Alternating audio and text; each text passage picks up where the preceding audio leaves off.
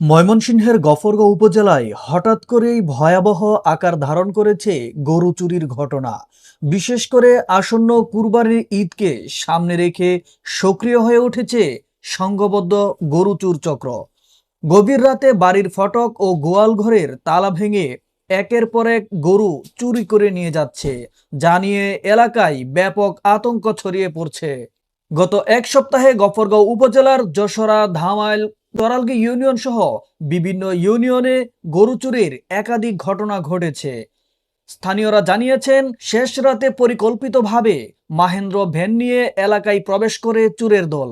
এরপর বাড়ির তালা কেটে মুহূর্তেই গরু তুলে পালিয়ে নিয়ে যায় তারা। এদিকে কৃষক মাহতাবুদ্দিনের প্রায় 1,25,000 টাকার মূল্যের দুটি ষাঁড় গরু নিয়ে যায় চুর চক্র। এক রাতেই কয়েক কৃষকের খামার খালি হয়ে যাওয়ায় এলাকায় চরম উদ্বেগ তৈরি হয়েছে।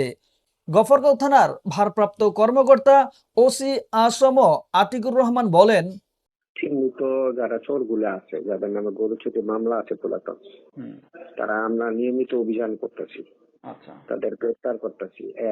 আর আজকে থেকে আমরা কিছু পদক্ষেপ নিচ্ছি।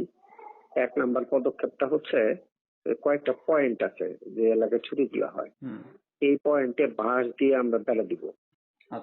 এটা হচ্ছে বাসগুলো খোলা থাকবে, রাতের 1টার দিকে আমাদের পেট্রোল পার্টি ওগুলা বন্ধ করে দিবে এবং ওগুলা তদারকি করবে।